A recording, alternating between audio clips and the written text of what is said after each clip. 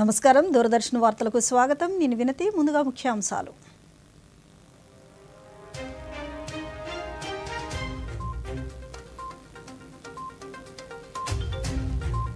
రాజ్యసభకు నలుగురు నూతన సభ్యులను నామినేట్ చేసిన రాష్ట్రపతి ద్రౌపది ముర్ము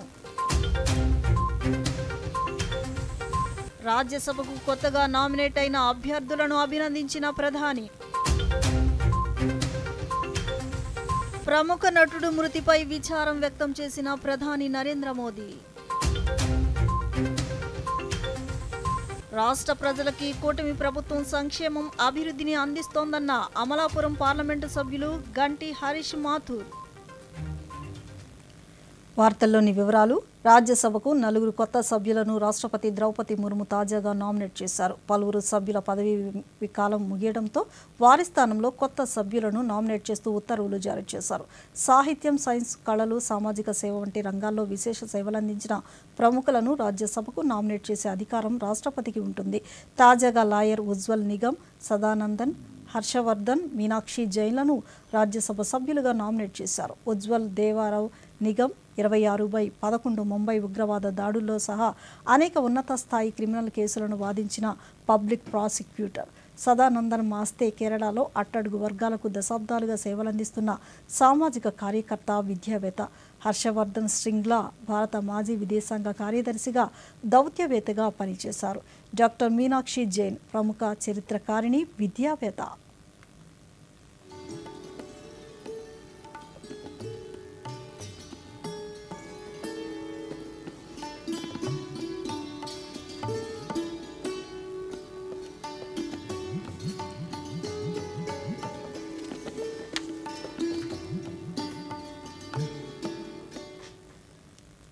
రాష్ట్రపతి రాజ్యసభకు నామినేట్ చేసిన నలుగురు సభ్యులను ప్రధానమంత్రి నరేంద్ర మోదీ సామాజిక మాధ్యమం వేదికగా అభినందించారు. పరిశోధకురాలు, చరిత్రకారిణిగా గుర్తింపు కలిగిన డాక్టర్ మీనాక్షి జైన్ను రాజ్యసభకు నామినేట్ చేయడం చాలా ఆనందంగా ఉందన్నారు. విద్య, సాహిత్యం, చరిత్ర, రాజకీయ శాస్త్ర రంగంలో ఆమె చేసిన కృషి విద్యారంగాన్ని గణనీయంగా సుసంపన్నం చేసిందన్నారు. హర్షవర్ధన్ శ్రింగ్లా దౌత్యవేత్తగా, మేధావిగా, వ్యూహాత్మక ఆలోచనాపరుడుగా రాణించారని, దేశ విదేశాంగ విధానానికి కీలక సమాచారాన్ని అందించారన్నారు. సి సదానందన్ మాస్టర్ జీవితం అందరికీ స్ఫూర్తిదాయకమని, ఉపాధ్యాయుడిగా, సామాజిక కార్యకర్తగా ఆయన చేసిన ప్రయత్నాలు ప్రశంసనీయమన్నారు. న్యాయరంగం పట్ల, మన రాజ్యాంగం పట్ల ఉజ్వల్ నిగమ్కు ఉన్నత అంకిత భావం ఆదర్శప్రాయమన్నారు. ఆయన విజయవంతమైన న్యాయవాది మాత్రమే కాదని, ముఖ్యమైన కేసుల్లో న్యాయం కోరడంలో కూడా ముందంజలో ఉన్నారన్నారు.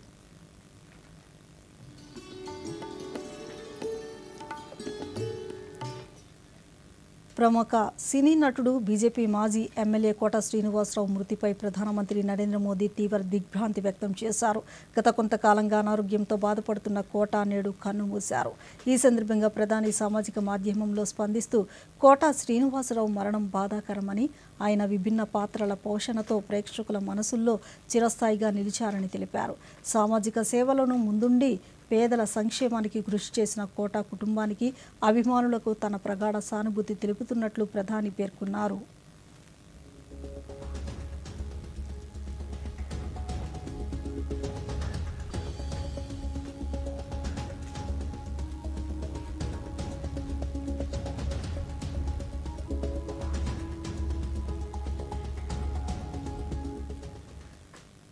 ఉత్తరప్రదేశ్కు ముఖ్యమంత్రిగా సేవలందించిన చంద్రభాను గుప్తా జీవితం ఎందరికో ఆదర్శప్రాయమని, ప్రజల జీవన ప్రమాణాలు మార్చేందుకు ఆయన చేసిన కృషి స్ఫూర్తిదాయకమని కేంద్ర రక్షణ శాఖ మంత్రి రాజ్నాథ్ సింగ్ పేర్కొన్నారు. లక్నోలో నిర్వహించిన చంద్రభాను గుప్తా 124వ అవతరణ దివాస్లో ఆయన మాట్లాడుతూ, నేడు ఉత్తరప్రదేశ్ ప్రతి రంగంలో అభివృద్ధి సాధిస్తోందని, అందుకు గుప్తా తీసుకువచ్చిన సంస్కరణలు దోహదపడ్డాయన్నారు. वो केवल कई बार के उत्तर प्रदेश के मुख्यमंत्री नहीं थे, बल्कि वे उस उच्च परंपरा के व्यक्ति थे जिनकी गिनती भारतीय स्वतंत्रता संग्राम से निकले हुए नेताओं में थी। उनके जीवन से हमें यह भी संदेश मिलता है कि राजनीति में मतभेद भले ही हों, लेकिन मनभेद नहीं होना चाहिए, वैमनस्य नहीं होना चाहिए। यह संदेश भी स्पष्ट रूप से हमें मिली। वो अपने मित्रों और विरोधियों दोनों के साथ बहुत ही विनम्रता सम्मान के साथ पेश आते और यही वजह थी कि उनके कई विरोधी निजी तौर पर उनका सम्मान करते। उनकी जीवन शैली बेहद सरल थी। उन्होंने राजनीति को कभी भी व्यवसाय नहीं बनाया बल्कि एक सेवा का माध्यम बना। यही कारण था कि उत्तर प्रदेश की जनता के बीच वह अत्यंत लोकप्रिय सदैव बने रहे। आज उत्तर प्रदेश में कानून का राज है, निवेश बढ़ रहा है, उद्योग धंधे फल फूल रहे हैं, बुनियादी ढांचे में ऐतिहासिक बदलाव हो रहे हैं, expressway, airport, metro, medical college, ये सब विकास की नई तस्वीर आप सबको देखने को मिल रही है। प्रदेश की सुरक्षा व्यवस्था में भी योगदान बड़ा है उत्तर प्रदेश का। मैंने पहले भी कहा है, उत्तर प्रदेश की धरती पर आज मैं समझता हूँ कि कम से कम कोई बदमाश सीना तान कर चलने की हिम्मत नहीं कर सकता। जो ऑपरेशन सिंदूर हुआ, उस ऑपरेशन सिंदूर में ब्रह्मोस ने करिश्माई काम किया है, ब्रह्मोस मिसाइल। और इतना ही ब्रह्मोस मिसाइल ने जो करिश्मा दिखाया है, उसके बाद दुनिया के लगभग 14-15 देशों ने भारत से ब्रह्मोस मिसाइल की मांग की। ब्रह्मोस मिसाइल अब लखनऊ से भी एक्सपोर्ट की जाएगी। यह फैसला रक्षा क्षेत्र में मैं समझता हूँ हमारे देश को, प्रदेश की तो हमारी आत्मनिर्भरता है उसको मजबूती देगी। భారత విదేశాంగ మంత్రి డాక్టర్ ఎస్ జయశంకర్ సింగపూర్లో పర్యటిస్తున్నారు. పర్యటనలో భాగంగా సింగపూర్ విదేశాంగ మంత్రి వివిఎన్ బాలకృష్ణన్తో సమావేశమయ్యారు. టెమోసెక్ హోల్డింగ్స్ చైర్మన్ టియో చి హీన్తో కూడా భేటీ అయ్యారు. ఈ సమావేశంలో భారత్లో జరుగుతున్న ఆర్థిక, డిజిటల్ రంగాల మార్పులపై చర్చించడంతో పాటు దేశంలో పెరుగుతున్న పెట్టుబడుల అవకాశాలపై విశ్లేషణాత్మక చర్చలు జరిపారు.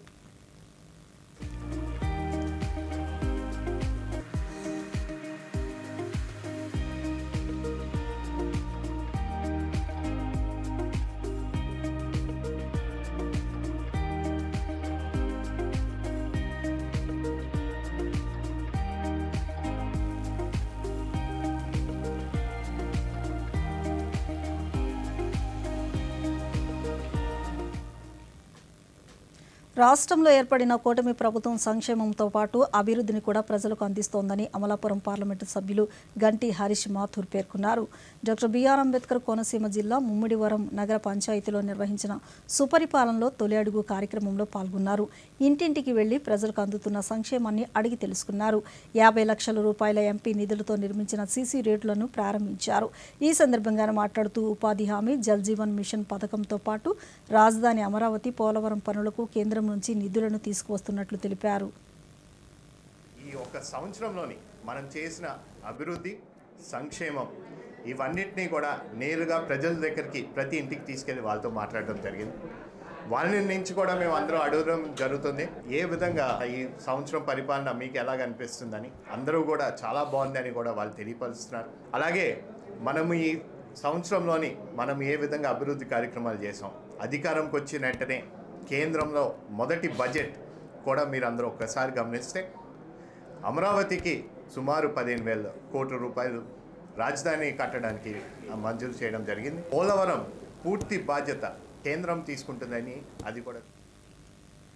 ప్రముఖ నటుడు బీజేపీ మాజీ ఎమ్మెల్యే కోట శ్రీనివాసరావు అంత్యక్రియలు ఈ సాయంత్రం ముగిశాయి. హైదరాబాద్ జూబ్లీ హిల్స్లో మహాప్రస్థానంలో ఆయన భౌతిక కాయానికి కుటుంబ సభ్యులు అంత్యక్రియలు నిర్వహించారు. 83 ఏళ్ల కోట శ్రీనివాసరావు తెలుగుతో పాటు తమిళం, హిందీ, కన్నడ చిత్రాల్లో విలక్షణ పాత్రలో నటించారు.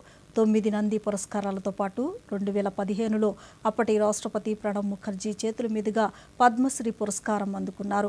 1999, 2004 మధ్య విజయవాడ తూర్పు నియోజకవర్గ బీజేపీ ఎమ్మెల్యేగా పనిచేశారు. 4 దశాబ్దాల సినీ ప్రయాణంలో 750కి పైగా చిత్రాల్లో నటించారు.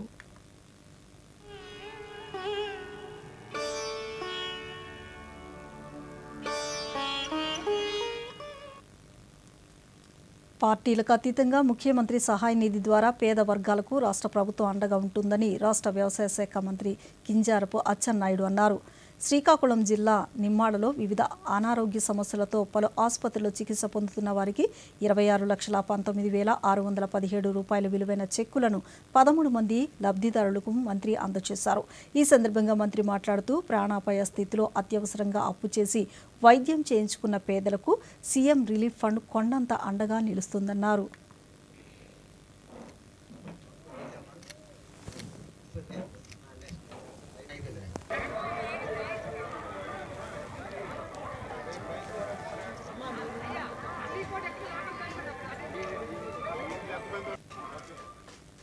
కూటమి ప్రభుత్వంలో అర్హులైన లబ్ధిదారులందరికీ ప్రభుత్వ సంక్షేమ పథకాలు అందుతున్నాయని అనంతపురం శాసన సభ్యులు దగ్గుపాటి వెంకటేశ్వరరావు ప్రసాద్ అన్నారు. అనంతపురంలో జరిగిన సుపరిపాలనలో తొలి అడుగు కార్యక్రమంలో ఆయన మాట్లాడుతూ ప్రజా సంక్షేమం దిశగా కూటమి ప్రభుత్వం పాలన సాగిస్తోందన్నారు.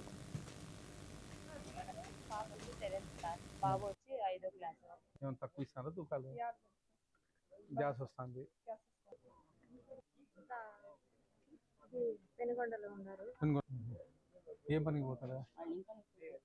బిల్లింగ్ వస్తుంది, బాగా చేస్తాడా?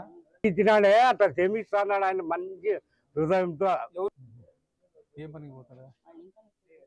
బిల్లింగ్ వస్తుంది, బాగా చేస్తాడా?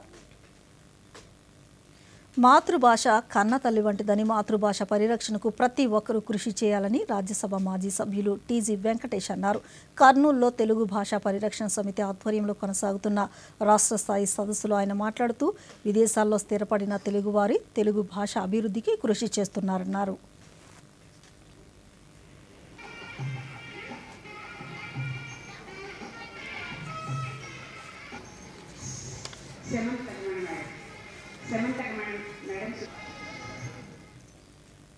విజయవాడ ఇంద్రకీలాద్రిపై కొలువై ఉన్న కనకదుర్గమ్మకు భక్తులు ఆషాఢ సారె సమర్పిస్తున్నారు. ఇందుకోసం రాష్ట్రం నలుమూల నుంచి భక్తులు పెద్ద సంఖ్యలో తరలి వస్తున్నారు. వారాంతరపు సెలవులు కావడంతో ఉత్తరాంధ్ర నుంచి బృందాలుగా అమ్మకు సారె సమర్పించేందుకు భక్తులు రావడంతో ఈ మధ్యాహ్నం నాటికి సుమారు 40,000కు పైగా భక్తులు అమ్మవారిని దర్శించుకుంటున్నట్లు అధికారులు తెలిపారు. భక్తుల రద్దీ గంటకు పెరుగుతున్న నేపథ్యంలో అంతరాలయ వీఐపీ బ్రేక్ దర్శనాలను రద్దు చేశారు. అలాగే 100, 300, 500 టికెట్లు జారీని వేశారు. సామాన్య భక్తులకు శీఘ్ర దర్శనం అయ్యేలా ఏర్పాటు చేశారు. అన్ని క్యూ లైన్ల నుంచి భక్తులను అనుమతిస్తూ బంగారు వాకిల నుంచే అమ్మవారి దర్శన భాగ్యాన్ని కల్పిస్తున్నారు.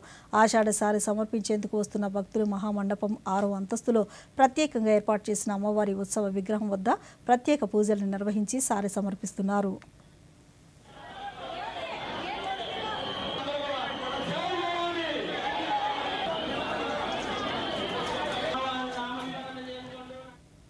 గోదావరి వరద ఉధృతి దృష్ట్యా ఏలూరు జిల్లాలో సహాయక చర్యల నిమిత్తం రాష్ట్ర విపత్తు నివారణ దళం ఏలూరు జిల్లా కుక్కునూరు వేలేరుపాడు చేరుకుంది. కుక్కునూరు మండలానికి 35 మందితో కూడిన బృందం, వేలేరుపాడు మండలానికి 35 మందితో కూడిన బృందం అత్యవసర సమయాల్లో తమ సేవలందించేందుకు చేరుకున్నారు. వరద ప్రభావిత గ్రామాల్లోని ప్రజలను వరద పునరావాస కేంద్రాలకు అధికారులు తరలిస్తున్నారు. వరద సహాయక పునరావాస కేంద్రాల్లో ప్రజలకు పరిశుభ్రమైన వాతావరణంలో రుచికరమైన భోజనం అందించడం జరిగిందని జిల్లా పరిషత్ సీఈఓ శ్రీహరి తెలిపారు.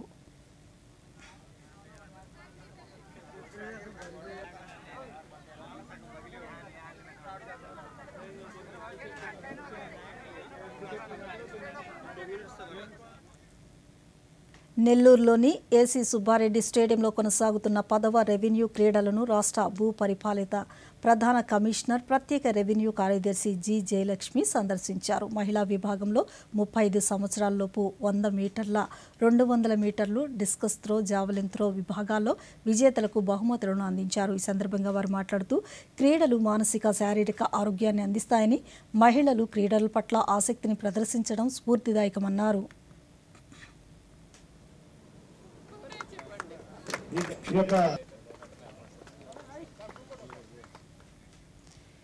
ఎన్టీఆర్ జిల్లాలోని కృష్ణా తీరాన్ని కళాత్మక సౌందర్యంతో అలంకరించడంతో పాటు సామాజిక అంశాలపై ప్రజలకు అవగాహన కల్పించేలా పలు కార్యక్రమాలు నిర్వహిస్తున్నామని కలెక్టర్ డాక్టర్ లక్ష్మీషా తెలిపారు. విజయవాడలోని బెరం పార్క్ వద్ద మున్సిపల్ శాఖ ఆధ్వర్యంలో ఏర్పాటు చేసిన ఫ్లోర్ పెయింటింగ్ పోటీలను కలెక్టర్ ప్రారంభించారు. అనంతరం ఆయన కూడా ఔత్సాహికులతో కలిసి పెయింటింగ్ వేశారు. ఈ సందర్భంగా కలెక్టర్ మీడియాతో మాట్లాడుతూ Swarnandhra vision 2047 P4, say no to single use plastic, Swachhandhra, Swarnandhra, save water, reduce, reuse, recycle, Harithandhra అంశాలపై ఫ్లోర్ పెయింటింగ్ పోటీలను నిర్వహించినట్లు వివరించారు. Municipal corporation today in Baram Park, which is a very world famous tourist place. Here we are organizing floor painting competition for all the talents present in Vijayawada. So Vijayawada being the city of victory and being the city of talent, so there are a lot of hidden talents to bring it out and to give good vibes to the city and also to improve the ambience in the Baram Park. So this floor painting competition is being conducted. So hundreds of people came forward early morning or today Sunday, and they are participating with lot of enthusiasm in the floor painting competition with the themes of ban on single-use plastic, protection of environment, saving water and save earth, and public-private people's partnership. With these themes, this painting is being conducted. A lot of enthusiasm is there. All the parents along with their children have come forward. So many participants are already started painting and many people are getting registered. It's very ఇప్పుడు చిన్న విరామం తీసుకుందాం. QR code scan చేయండి, 5000 cash back పొందండి. అరే వా, భలేగుందే. చిక్కుకున్నాడు. UPI pin entering కేవలం డబ్బు పంపడానికేనా? ఆర్బీఐ అంటోంది తెలివిగా ఆలోచించండి, అప్రమత్తంగా ఉండండి. जन जन का रखे ध्यान, टीबी मुक्त भारत अभियान। इस अभियान का नारा टीबी संबंधित भेदभाव को मिटाओ, देश को टीबी मुक्त बनाओ। एक्टिव टीबी रोगी के करीबी संपर्क में आने से टीबी फैल सकता है, लेकिन नियमित उपचार शुरू होते ही टीबी रोगी से दूसरों में बीमारी का संक्रमण बंद हो जाता है। यहाँ तक कि सिर्फ हाथ मिलाने या टीबी रोगी के साथ समय बिताने से टीबी नहीं फैलता। तो बताइए आप, जब टीबी की जांच और उपचार है आसान, तो डर या भेदभाव की कैसी बात? ना शर्माना, ना घबराना, टीबी की जांच करवाना। टीबी के लक्षण होने पर तुरंत अपने नजदीकी निजी या सरकारी अस्पताल या आयुष्मान आरोग्य मंदिर में जाएं। इस संदेश को औरों तक पहुंचाकर आइए टीबी को जड़ से मिटाएं। हमें इन मरीजों को ज्यादा से ज्यादा जागरूक करने पर भी उतना ही ध्यान देना होगा। डाउनलोड करें टीबी आरोग्य साथी ऐप। स्वास्थ्य एवं परिवार कल्याण मंत्रालय द्वारा जनहित में जारी।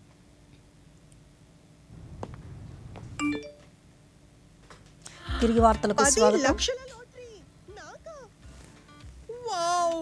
చిక్కుకుంది. బూటకపు ఆఫర్ల పట్ల అప్రమత్తంగా ఉండండి. ఆర్బీఐ అంటోంది తెలివిగా ఆలోచించండి, అప్రమత్తంగా ఉండండి. తిరిగి వార్తలకు స్వాగతం.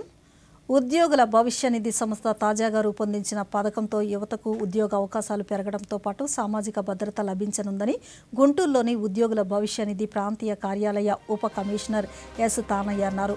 ఉద్యోగ ఆధారిత ప్రోత్సాహక పథకంగా పిలిచే ఈ పథకం నూతనంగా ఉద్యోగుల్లో చేరే వారికి, ఉద్యోగాలు ఇచ్చే వారికి కూడా ఎంతో ప్రోత్సాహకరంగా ఉంటుందన్నారు. గుంటూరులో ఆయన మీడియాతో మాట్లాడుతూ నూతనంగా ఉద్యోగాల్లో చేరే వారికి వారి 1 నెల జీతం ప్రత్యేక ఇన్సెంటివ్ కింద సంవత్సరం కాల వ్యవధిలో 2 దఫాలుగా అందించనున్నారు. తద్వారా దేశంలో 4 కోట్ల మంది యువత ఉపాధి నైపుణ్యాలను పెంచుకోవాలనే అవకాశం కలుగునుందని అన్నారు. దానికి ఇంక్రీజ్ చేయడానికని ఉద్దేశంతో ప్రతిష్టాత్మకంగా అది ఈపీఎఫ్ఓకి ఇచ్చారు.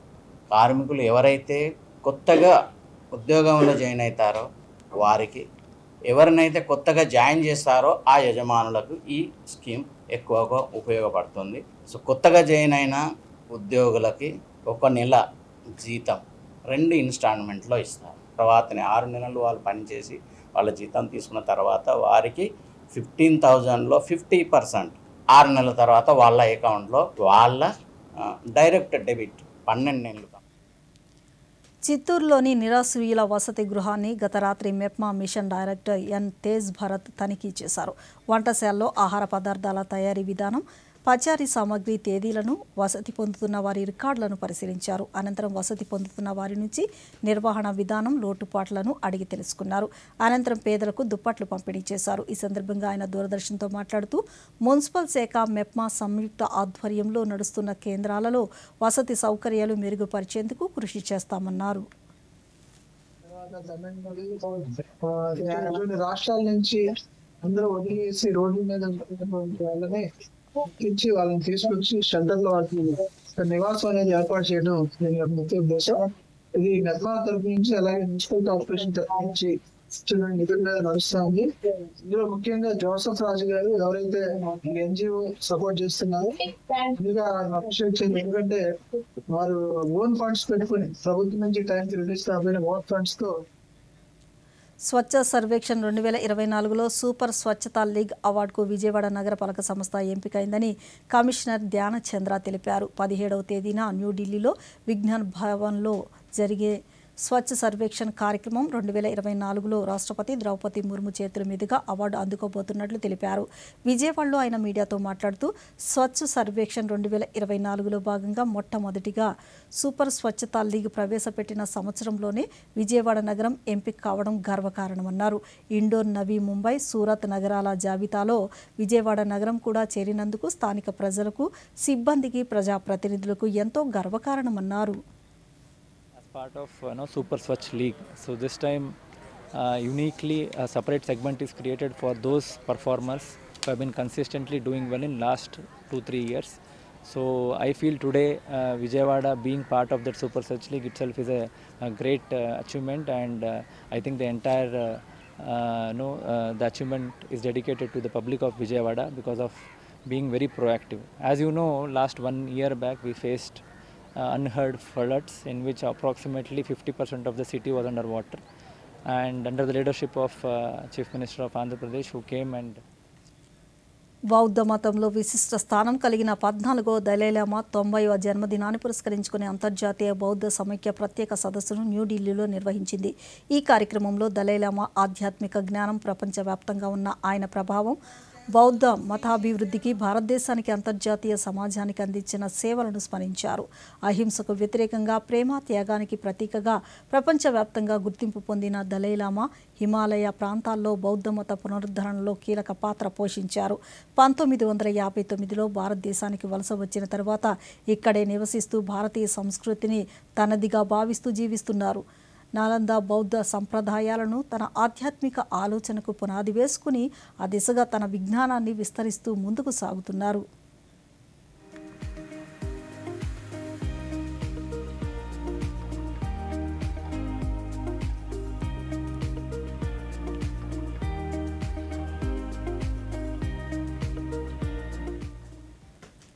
దూరదర్శన్ రోబోకాన్ ఇండియా జాతీయ రోబోటిక్స్ పోటీలు న్యూఢిల్లీలో ఉత్సాహంగా కొనసాగుతున్నాయి. ఈ పోటీలకు ఐఐటి ఢిల్లీ ఆతిథ్యం ఇస్తోంది. దాదాపు 800 మంది విద్యార్థులు పాల్గొంటున్న ఈ పోటీల్లో మొత్తం 40 జట్లు తమ ప్రతిభను ప్రదర్శిస్తున్నాయి. ఈ ఏడాది పోటీల్లో బాస్కెట్బాల్ థీమ్ ఆధారంగా నిర్వహించబడుతున్నాయని ఐఐటి ఢిల్లీ తెలిపింది. విద్యార్థుల్లోని సాంకేతిక నైపుణ్యాలను, ఆవిష్కరణ సామర్థ్యాన్ని పెంపొందించేందుకు ఈ పోటీ వేదికగా నిలుస్తోంది. ఈ పోటీల్లో విజేతగా నిలిచే జట్టు మంగోలియాలో జరగనున్న ఆసియా పసిఫిక్ రోబోకాన్ అంతర్జాతీయ పోటీల్లో భారత్కు ప్రతినిధిగా పాల్గొనుంది.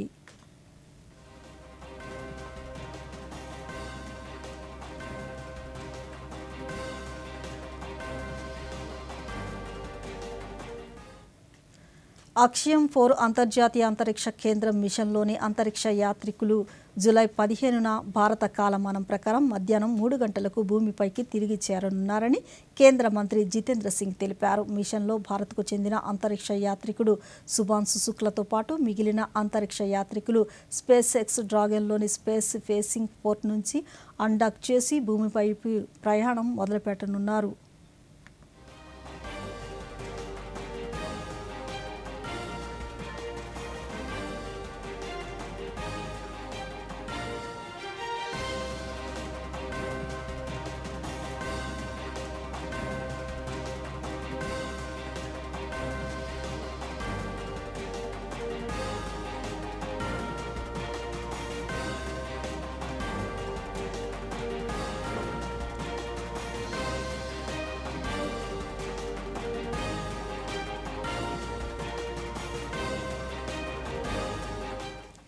శ్రీలంకలో పుట్టుకతో గుండె లోపాలతో బాధపడుతున్న చిన్నారులకు భారతదేశంలో ఉచిత శస్త్రచికిత్సల ద్వారా చిన్నారుల ప్రాణాలు కాపాడుతున్నారు. రోటరీ క్లబ్ కొలంబో వెస్ట్ చేపట్టిన ఈ అంతర్జాతీయ సహకార కార్యక్రమం ద్వారా ఇప్పటివరకు 140కి పైగా శ్రీలంక చిన్నారులకు శస్త్రచికిత్సలను అందజేశారు. ఈ ప్రాజెక్టుకు భారత ఎంబసీ పూర్తి మద్దతును అందిస్తోంది. ఈ సేవలను బలోపేతం చేయడానికి శ్రీలంకలోని స్థానిక నర్సులకు శిక్షణ కూడా అందిస్తున్నారు. దీని ద్వారా భవిష్యత్తులో మరెన్నో కుటుంబాలకు వెలుగులనిచ్చే దిశగా అడుగులు పడుతున్నాయి.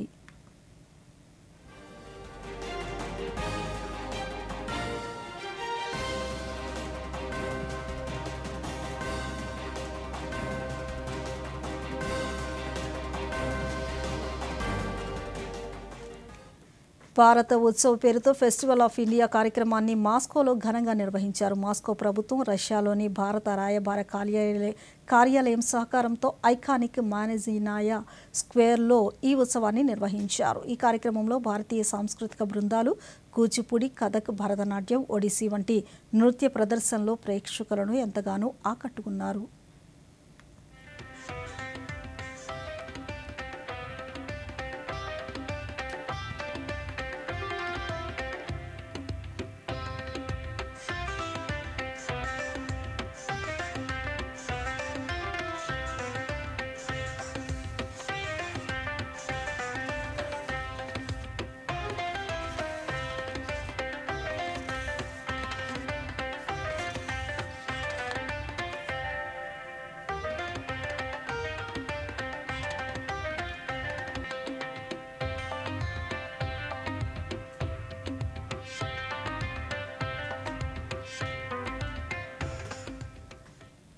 హిమాచల్ ప్రదేశ్లోని చంబాలో మణిమహేష్ యాత్ర ఈ సంవత్సరం ఆగస్టు 16న అధికారికంగా ప్రారంభం కానుంది. ఈ పవిత్ర యాత్రను దృష్టిలో ఉంచుకుని జూలై 15 నుంచి 30 వరకు హట్సార్ నుంచి మణిమహేష్ డల్ సదస్సు వరకు ప్రత్యేక శుభ్రత కార్యక్రమాన్ని నిర్వహించనున్నట్లు అధికారులు తెలిపారు. ఈ సందర్భంగా చంబా జిల్లా కలెక్టర్ ముఖేష్ రెపస్వాల్ మాట్లాడుతూ ప్రతి సంవత్సరం లక్షలాది మంది భక్తులు ఈ యాత్రలో పాల్గొంటారని, దీంతో పెద్ద మొత్తంలో ప్లాస్టిక్, ఇతర మలినాలు పేరుకుపోతున్నాయని తెలిపారు.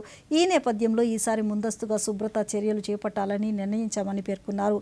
ఈ స్వచ్ఛ మణి మహేష్ కార్యక్రమంలో స్వచ్ఛందంగా పాల్గొనేయాలని వ్యక్తులు లేదా సంస్థలు స్వచ్ఛ మణి మహేష్ అభియాన్ వెబ్సైట్ ద్వారా నమోదు చేసుకోవచ్చునని సూచించారు. మరిన్ని వివరాల కోసం 7827097975 నెంబర్ల ద్వారా సంప్రదించవచ్చునని అధికారులు తెలిపారు. తమిళనాడులోని కన్యాకుమారిలో బోటు సర్వీసులు తాత్కాలికంగా నిలిపివేశారు. తమిళనాడు ప్రభుత్వ సంస్థ అయిన పూంపుహార్ షిప్పింగ్ కార్పొరేషన్ విడుదల చేసిన ప్రకటనలో సముద్ర నీటి మట్టం తగ్గిపోవడంతో బోటు రాకపోకలకు అంతరాయం ఏర్పడిందని, తదుపరి సమాచారం వచ్చే వరకు బోటు సేవలు రద్దు చేసినట్టు వెల్లడించారు.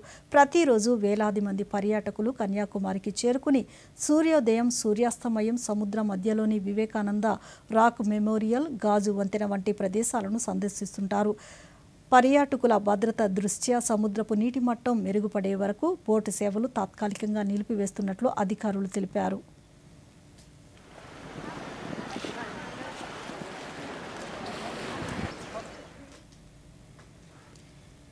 తెలంగాణలోని నిజామాబాద్ జిల్లాలో ఆషాఢ మాసంలో నిర్వహించే గ్రామ దేవతల ఊర పండుగ భక్తి శ్రద్ధలతో అంగరంగ వైభవంగా జరిగింది.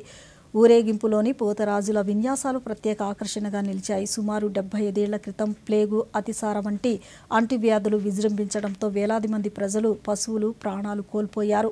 వ్యాధుల బారిన పడకుండా ప్రజలను, పశువులను కాపాడేందుకు గ్రామ దేవతలకు మొక్కులు చెల్లించడం ప్రారంభించారు. అప్పటి నుంచి ప్రతి సంవత్సరం గ్రామ ప్రజలు ఆరోగ్యంగా ఉండాలని, పంటలతో నిండిన జీవన శైలి కోసం గ్రామ దేవతలకు పూజలు చేస్తూ ఊర పండుగను ఘనంగా నిర్వహించడం పరంపరంగా కొనసాగుతోంది.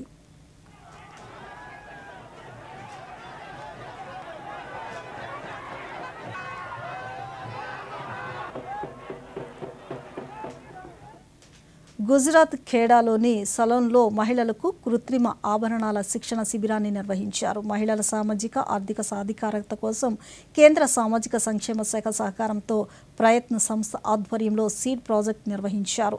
ఈ ప్రాజెక్టులో భాగంగా మహిళలకు నగల తయారీపై ప్రత్యేక శిక్షణ ఇచ్చారు.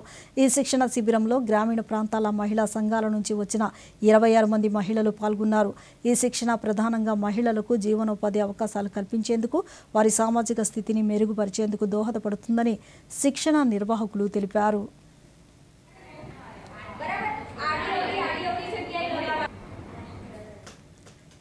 హిమాలయ పర్వతాల్లోని పవిత్ర అమర్నాథ్ యాత్ర వైభవంగా కొనసాగుతుంది. శనివారం 6639 మంది యాత్రికులతో కూడిన 11వ బృందం జమ్మూలోని భగవతి నగర్ బేస్ క్యాంపు నుంచి అమర్నాథుడు కొలువైన గుహకు బయలుదేరి వెళ్ళింది.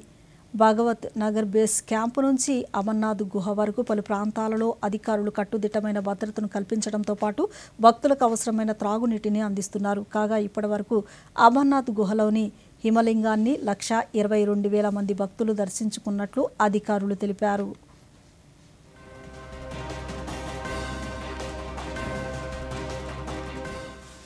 ప్రఖ్యాత టెన్నిస్ టోర్నమెంట్ అయిన వింబుల్డన్లో పోలాండ్కు చెందిన టెన్నిస్ స్టార్ ఇగా స్వియాటెక్ అద్భుతమైన ప్రదర్శనతో తన తొలి టైటిల్ను సాధించారు. ఫైనల్లో ఆమె అమెరికాకు చెందిన అమాండా అనిసిమోవాను 6-0, 6-0 తేడాతో ఓడించి విజేతగా నిలిచారు. పరాజయానికి ఎటువంటి అవకాశం ఇవ్వకుండా ఆడిన స్వియాటెక్ ఆట తీరు ప్రేక్షకులను అలరించింది. ఇది ఆమె టెన్నిస్ కెరియర్లో తొలి వింబుల్డన్ టైటిల్ కావడం విశేషం.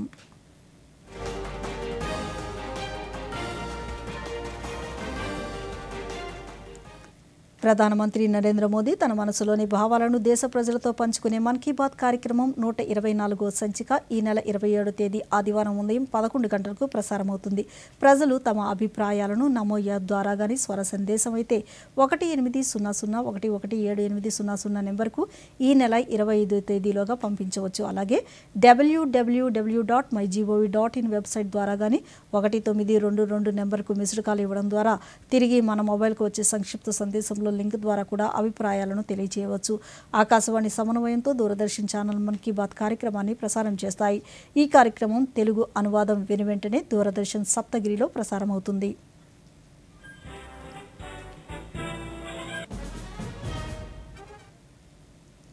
ఈ వార్తలు ఇంతటితో సమాప్తం. నమస్కారం.